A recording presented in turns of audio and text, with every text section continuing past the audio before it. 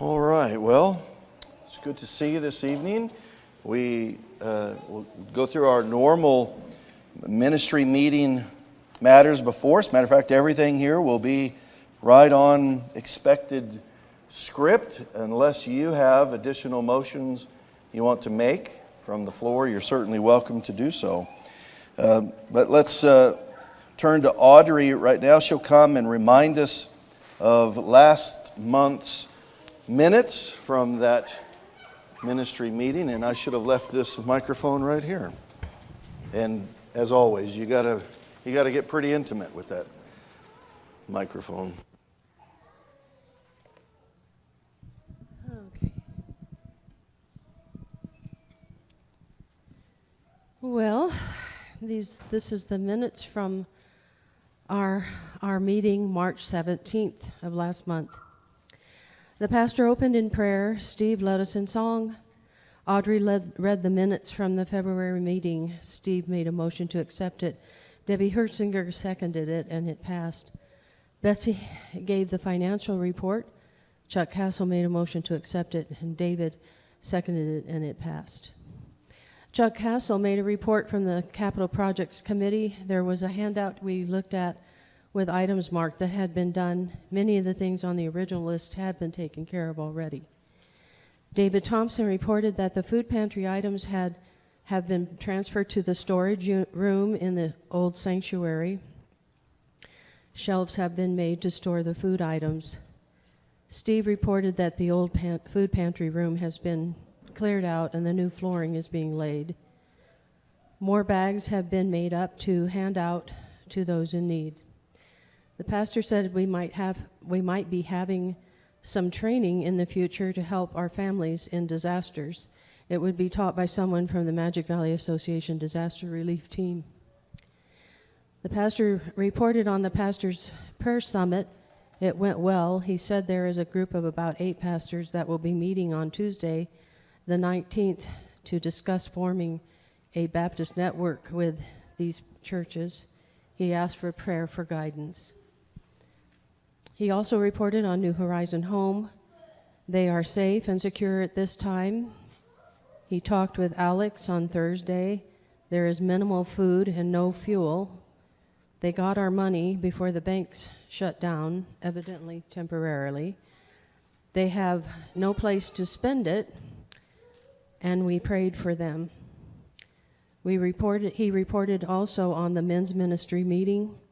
Paul Krieger presented information on wills and trusts, etc. It was very informative. The women's ministry will have their first meeting this Saturday. It will be held at the Rasmussen's home. He mentioned the upcoming family conference in April, and he encouraged us to attend our Sunday Bible studies and Sunday evening worship service and prayer meeting on Wednesday nights. Dan Steinecke presented something from the safety team. It had to do with basic first aid training for the team. There is a man from the Rock Creek Rock Creek Fire Department that is willing to provide the training, which would include the use of the AED. His name is Taylor Hunsaker. He would do it for free if the participants didn't want to be certified.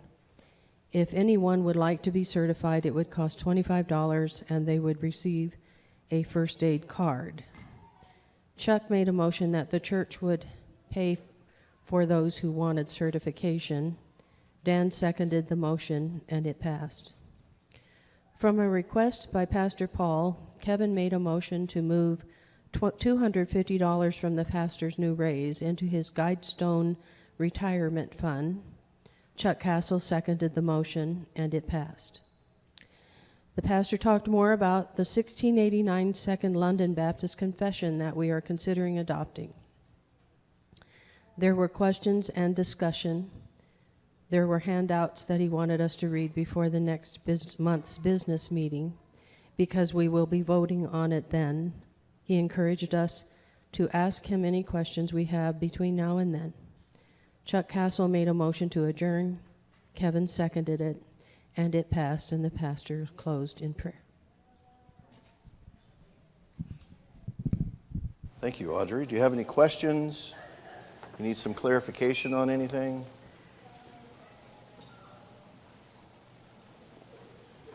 We'll just need, oh yeah, you have a question?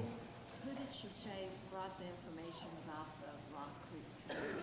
Dan Steinecke brought that forward for the safety team. He's not on the safety team, but they were not here. So he brought it for them.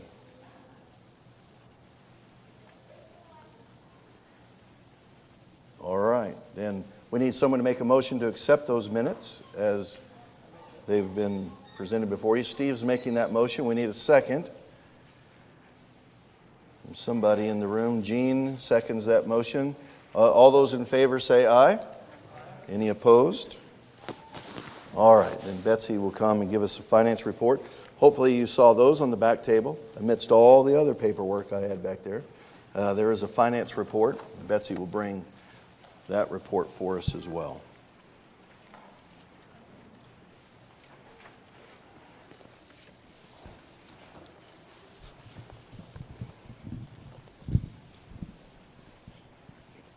Okay, for the month of March, $11,988.95 came in. We spent $11,491.06, ending up with $497.89. I think the only thing that's a little different on this report this month, we had an expense under ministry supplies, kitchen equipment. The $486.67, I think, was napkin dispensers, correct? Mm-hmm. So that's what that was. I think that's all on there. Is there any questions on the report? Okay. And then I just have the bank numbers here. With the savings and checking combined, we have $183,668.09. Of that amount, $66,930.32 is designated funds. And then I have the amounts for the building fund and the deacon fund. The building fund currently has $28,708.40. And the deacon fund has $1,531.47. And that's all. Excellent. Thank you, Betsy. So, unless you have any questions, we can entertain a motion when you're ready to. If you have any questions at all about the printed report, the audible report, if you need clarification. You have a question, go for it. You're allowed 2 questions tonight, so this is number 2. All right. Good. I know that Alex is getting the money, but I like to hear the story again. So the question is about Alex getting the money. I don't know that I have an update on the most recent funds that we've sent. But so right now the banks are essentially in Haiti. So this is related to New Horizon Home. The question here, the banks are essentially closed. They're open by appointment, and so Alex makes contact with the bank. He arranges for a time to go withdraw the funds. We can transfer the funds right now.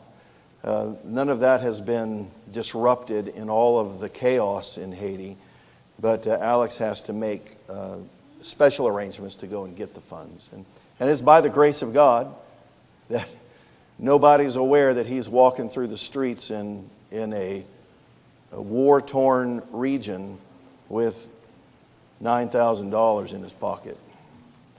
So by the grace of God, huh? So, amen. All right. We just need a motion to accept the finance report when you're ready to. So, all right, Chuck Castle makes this motion, seconded by Steve. Those in favor say aye. Right, and as always, if a question comes to your mind at 2 o'clock in the morning, you know how to get a hold of Betsy. You should. Can they call you at 2 o'clock? No. Okay. Don't call her at 2 o'clock in the morning. I mean, make a note and call her around 10 or 11 in the morning or 4 o'clock in the afternoon. But yeah, and by the grace, none of you call. I mean, you call me at 2 o'clock in the morning if there's an emergency, okay? I want to know that you're in the hospital and you're only counting 7 of your 10 fingers. I want to know about that so I can pray for you and roll over and go back to sleep. I want to pray. I want to walk with you through all parts of life. So you can always feel free to call your pastors at any time. All right.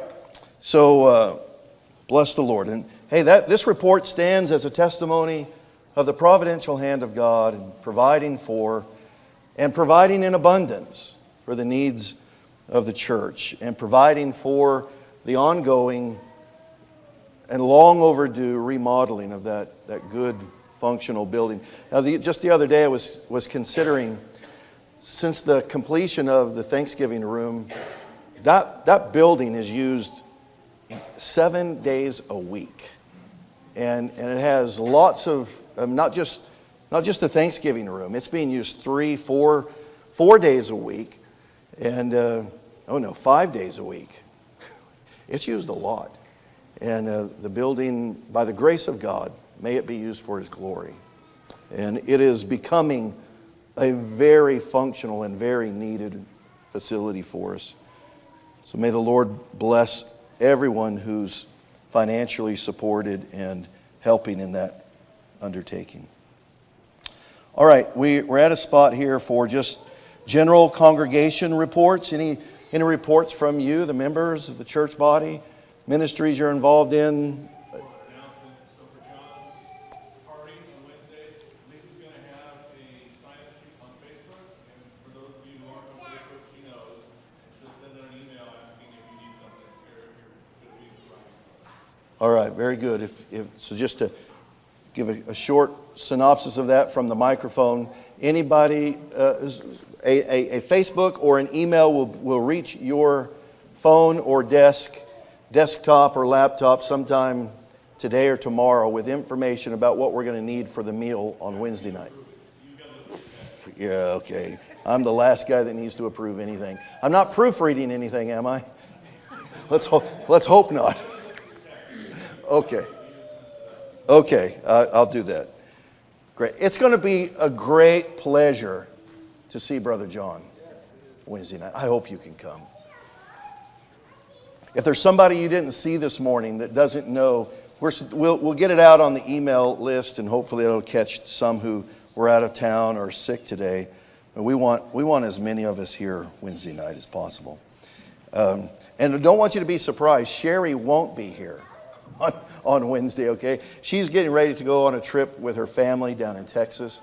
And so they'll get to see each other for like 36 hours, and then she leaves, and then he leaves, and then, well, anyway, I think they're all going to get to see each other in July as well in Colorado. He won't be here then, but yeah. David?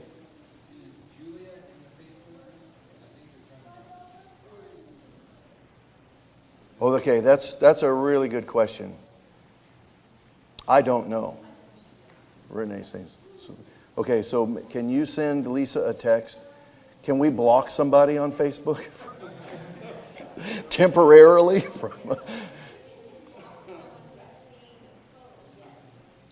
Okay, so those of you who know how, we need to block her and then unblock her when we're done. Okay, whatever. Oh, I don't know. Great. So you guys are blocking me all the time and I don't even know it, huh?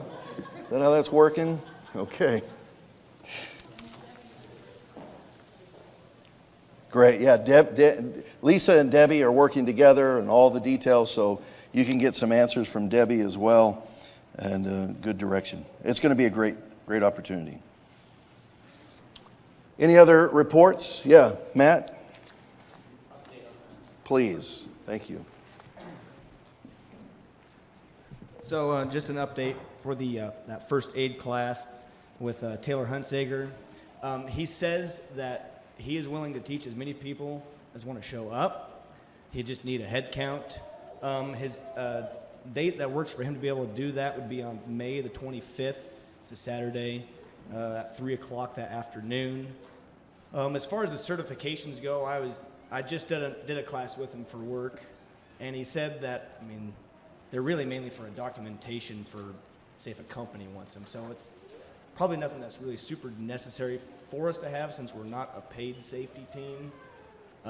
But if you want them, I guess it is. He said it's $30 now is what they charge him to get the cards for I think it's American Heart Association. But he covers adult CPR, infant CPR, and then all your basic first aid on wounds, and I mean just all of it. And the nice thing about, because I've done I think 3 classes with him now. He's been a firefighter for 28 years, and he's done a lot of first aid on people, so he's got a lot of practical experience to teach as well. So I guess I'll make up a sign-up sheet. Yeah, that's So good. that way I can get a head count for him. I don't know how many CPR dummies he has, but I'm sure he can rotate through people if we got more than dummies that he has. So, All right. yeah. And of course, we have volunteer dummies if you Yeah, right. So. Right. I don't know. Thank you, Matt. It's a really kind gesture on his behalf, and I would say to all of you, you ought to take serious consideration of doing it. If you have children, grandchildren, it would be a helpful thing to be a part of. Thanks for setting that up, Matt. And to anybody on the safety team, just a reminder, your church is willing to pay for certification if you want to be certified. So we're not paying for certification for the whole church. That certification is for the members of the safety team. And your church wants to pay for that if you want to be certified. The rest of us, if you want to be certified, then it's $30. Otherwise, just make sure to get signed up so he can have a head count and come and get trained for that, okay? Yes? It'll be here at the church. Great, thank you, Matt. All right, then let me just give you this report. Hey, I've been working with Mickey Kelly for several months now on putting together some theological conferences between our churches together. So we're going to be hosting our first one November the 8th through the 9th. And these will be on a wide variety of subjects. And they're not just for pastors, they're not just for elders or deacons. This is for anybody interested in broadening your theological understanding. And this first one, November 8th through the 9th, will be an introduction to postmillennialism, an end times position, one of the 3 primary end times positions, and it'll be an opportunity. Dr. Kenneth Gentry will be here to lead that conference on November the 8th and 9th. You'll get more information about that as it comes along, but I'm really grateful for that opportunity. For us to have someone like Dr. Gentry is a real treasure for us. You may have never heard that name, but if you go to the conference, you'll know why, what a treasure it is, the kind of clarity he'll bring to us about what postmillennialism historically really is. So, all right. So that's the only report I have for you. Oh, yes. Did you call that theological training? What did you call that? Theological what? Yeah, I mean, this may not be the technical name that we're going to call it, but a theological conference, a conference on theological subjects. Okay, I'm going to change it even now.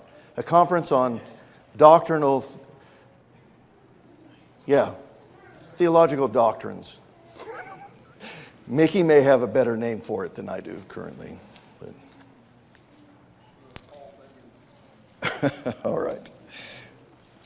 right. So then, unless you have another thing you want to bring up or just report about things going on in the church, we'll move on into the business in front of us. And I only have one matter of business. You may have others you want to bring up, but here is that we've known this for some time, that we would eventually have before us a consideration the possibility of adopting the 1689 Second London Baptist Confession Statement as our official statement of faith. So thus changing our Constitution. So if you have the agenda that you're looking at there, if you on the flip side of that, here's practically what this motion is. Oh, you know what? Forgive me for moving forward too fast. I have a voicemail from Pastor John, just so that you hear directly from him. You're not just hearing me say he's in favor of this. So give me just a minute. I can't hardly do anything at the same time together. All right, and I'm going to hope this will work. Oh, let's see. I think it actually came through Sherry. Oh, I was going to have this queued up and ready to go.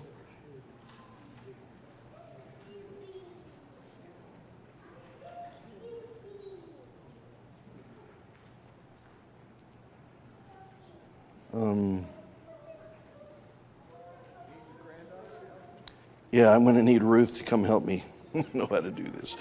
Okay.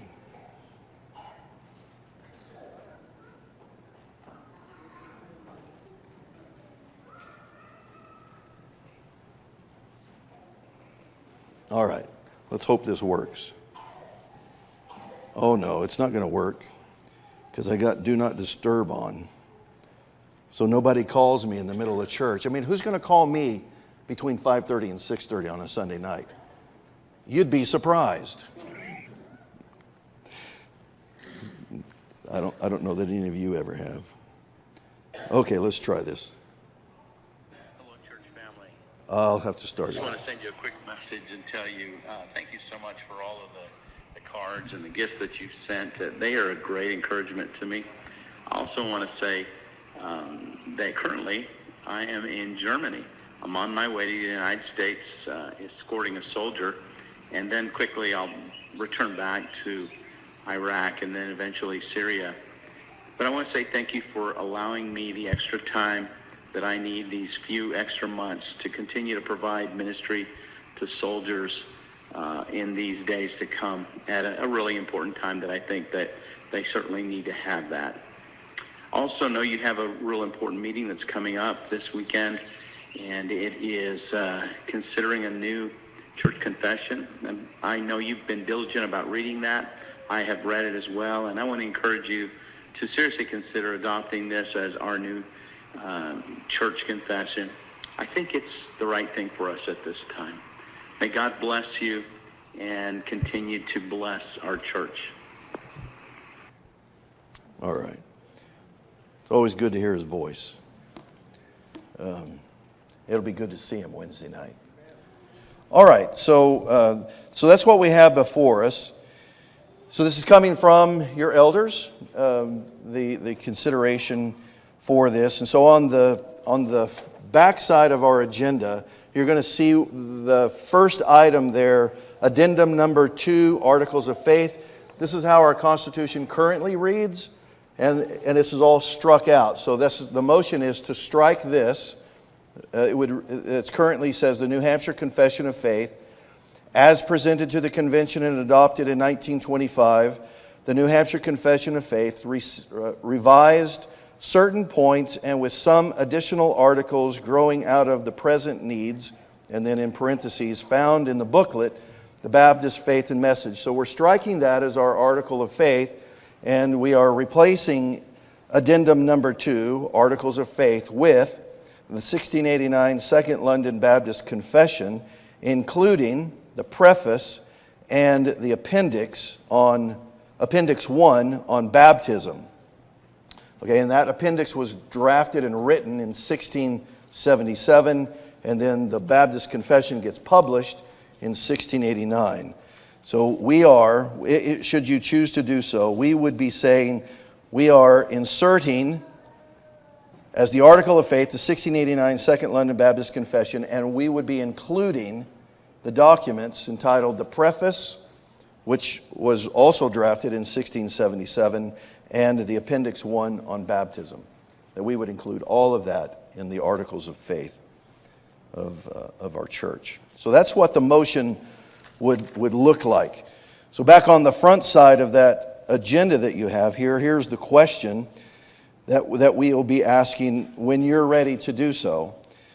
And the question is there in the middle of the page. Should Eastside Baptist Church repeal the 1925 New Hampshire Confession as its Articles of Faith and replace it with the 1689 Second London Baptist Confession with noted amendments? And we'll walk through those in just a minute, including both the original preface and the appendix on baptism written in 1677. And we'll answer that either when we say all those in favor, we'll say aye. That means that's a yes vote, that's what we would do. Anyone who votes, when we say who's opposed and you say aye, then you would be opposed to that change. And then, of course, you have the privilege, as always, to abstain from a vote. And then, of course, you also have the ability to amend any motion that's ever before you. And you have the privilege and the right to table a motion, either to table it with a date in mind or to table it indefinitely. Those are all appropriate actions that can be made. Those would have to be made before we take the vote to amend or table the motion. So then, right under that is the directions that we have in our current Constitution that tells us how to do this. And it would actually be Section 2 of Article 7, that this Constitution may be amended, altered, or repealed by a 2/3 vote of the members present at any regular business meeting of the church. And that would be this meeting tonight. Provided, however, that such amendment, alteration, or repeal must be given to the clerk in writing, and this proposed change shall be presented to the church at least 30 days prior to the time of the vote is taken. And that's what we did last month at our March meeting. And it was actually about 32 days between then and now. So we've met the criteria. The only criteria that will be required for us here would be that we would meet a 2/3. So this is not just a simple majority vote, 50% plus one. This would require a 2/3 majority vote, or some would call this a supermajority vote. So it's going to take just a moment for us to figure out what that number, what that threshold number is. So we just need all the members, if you would just raise your hands and leave them raised for just a moment, and then we'll go from there. 1, 2, 3, 4, 5, 6, 7, 8, 9, 10, 11, 12, 13, 14, 15, 16, 17, 18, 20, 21, 22. All right, so who's good? What? Okay, say that again. Okay, we need 14.3 of you to. Okay, I think that's a fair, yeah. Right. 15 people would need to say yes to approve this. And then let me also say that I'm willing at this juncture, should there be even 16 that say yes and others opposed, I would be willing to entertain that we delay approval of this even, for one final vote a month from now.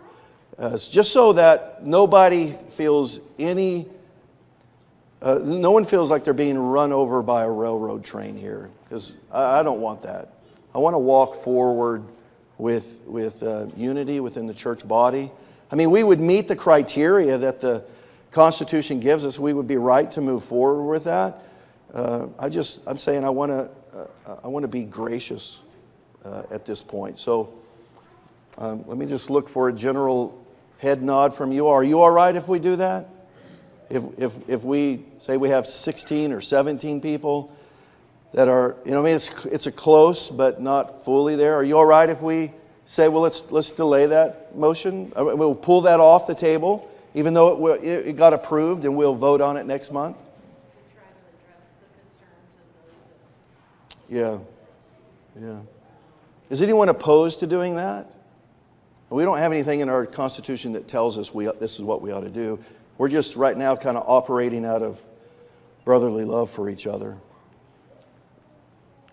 I mean, I don't know where we're going to, until we take the vote, I don't know where we're going to stand on this. There's, how many, what was the 23 of us here tonight? 22 members present? Okay. All right. So here's what we'll do. We're going to open up for some time for questions. And I hope you'll feel free to ask any question you've got, okay? I do have a couple of things that I may refer to. If your question is similar to other questions that have come up, I may just refer to the frequently asked questions that we've walked through. Let me give you the history here of where we're at on what brought us to this point. Let me remind you that it was November of 2022 that this church made the decision to disfellowship the Southern Baptist Convention and the Utah-Idaho Southern Baptist Convention. So we removed ourselves from that denomination. And then it was May of 2023, almost to the day, not quite to the day, but we're right at 12 months. But May of 2023, I began teaching through the 1689 on Sunday nights. And we very methodically and very intentionally, sometimes perhaps some thinking you're dragging this too slowly, but I drove a slow bus on this deal. A full year of investigating and thinking about it, praying about it. March the 17th, this is the meeting where this was introduced, thus being 30 plus days, meeting the criteria, the threshold of our Constitution, and then ready for the congregation here tonight on April 21st. So that's just kind of a quick historic benchmark timeline of where we've been and what kind of really began to drive the possibility for this for us, all right? So let me do the diligent moment right now and open it up if you have any questions, or this would be an appropriate time for motions to amend or motions to table. I guess if you have simple questions, you can ask from where you're at. If you have more detailed questions, or you have an amendment that you want to make, or a motion, then it would be best if you came to a microphone just to help everybody in the room hear better, okay? So there'll be microphones on both sides here. Or we can see if we can get a microphone to you. So do you have any questions?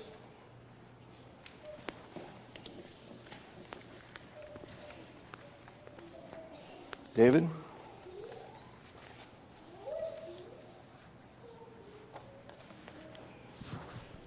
Would it be worth amending to specifically, whatever your thoughts were, if 80%, if less than 80% vote affirmatively, that we will table for amendments so that it's a part of the motion itself? Right. Since the actual Constitution says this much means it goes forward, would it be worth having your motion include? All right, yeah, I hear what you're saying.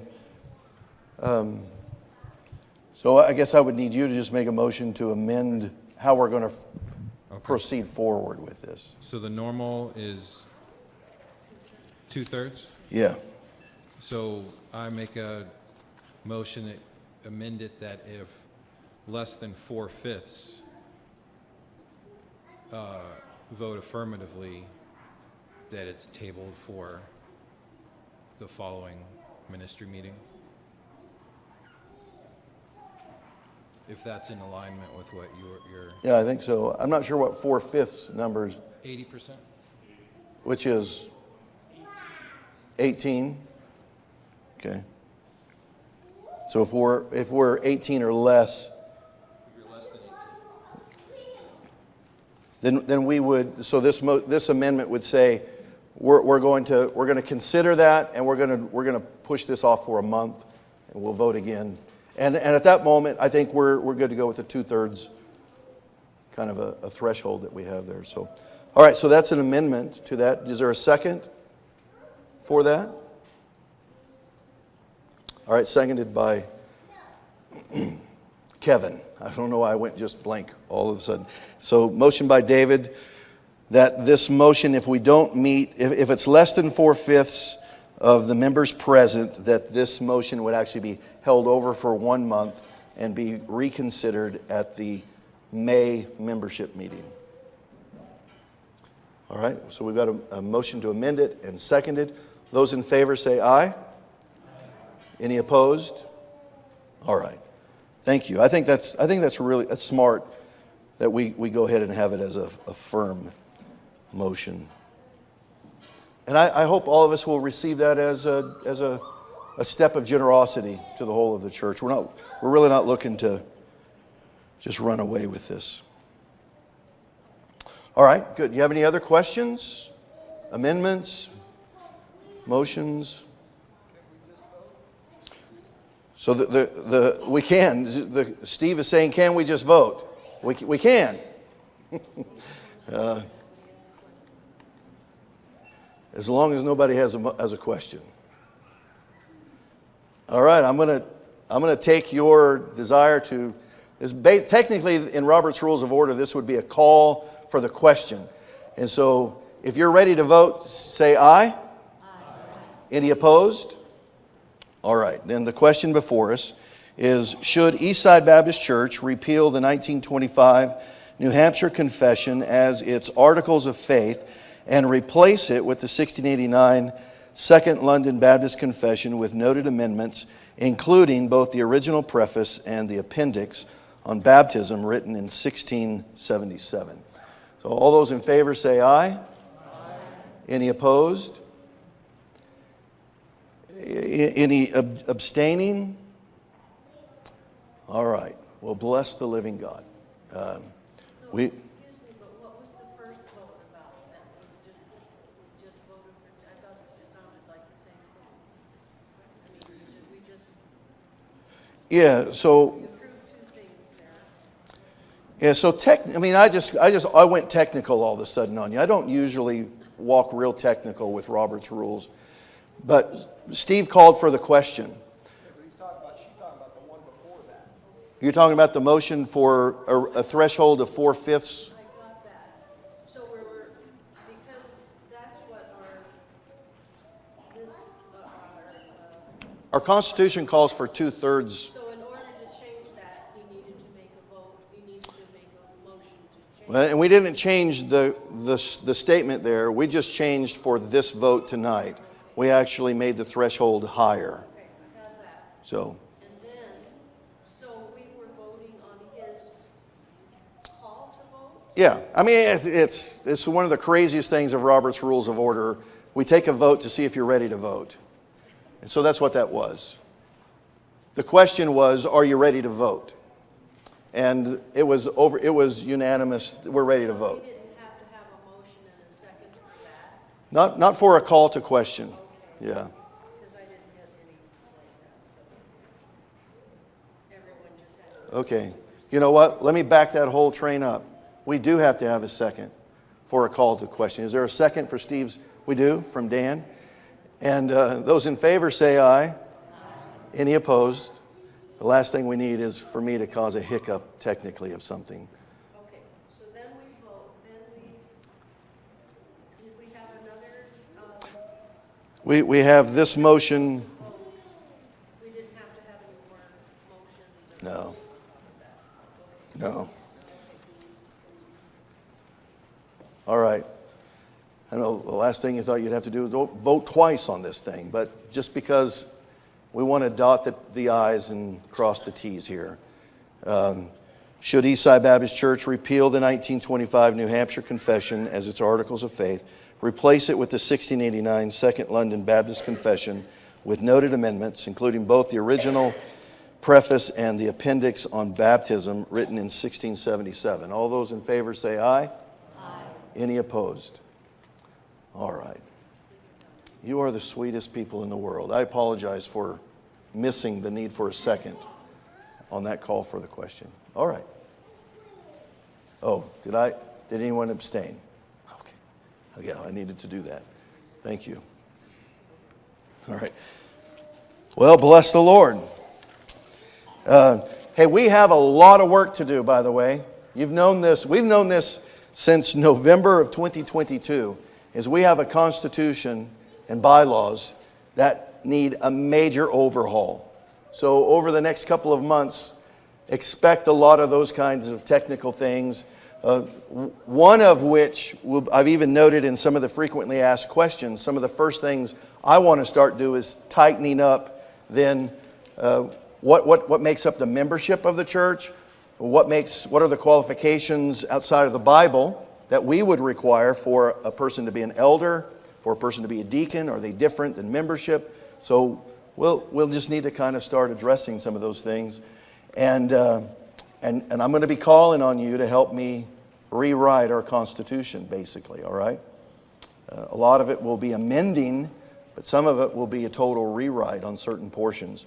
There's parts of our bylaws that we just don't do anymore. And so we have a lot of scratching out of our bylaws that are in front of us. All right. Well, I need a motion to adjourn. Steve's made a motion to adjourn. We'll need a second by Kelly. Steve's ready to go home. So I know this is like, I don't know, it feels like I ought to just wait. I'm not going to, but we have a motion to adjourn. We have a second. All those in favor say aye. Any opposed? All right. Bless the Lord. Hey, Heavenly Father, we thank you for this time this evening. And really, we thank you for a real intentional plodding through doctrinal, theological, historic, ancient documents. And Lord, it's been good for this preacher. I pray it's been good for this church. And God, may it help direct the steps in front of us in the coming days and years and decades and millennia, that this church will be found a faithful, historic, Baptistic church for your glory, loving all of our brothers in the faith with kindness and with mercy. In Jesus' name we pray. Amen and amen. You're dismissed. So you might be asking, well, what does that mean next week when we get together? Well, it means we'll get together next week, okay? Nothing's changed. Bless the Lord.